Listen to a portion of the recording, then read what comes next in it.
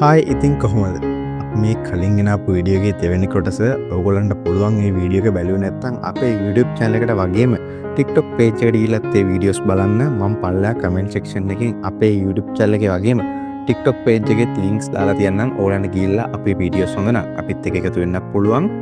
හරි එහෙනම් මේ වීඩියෝ එක බලන්නකෝ.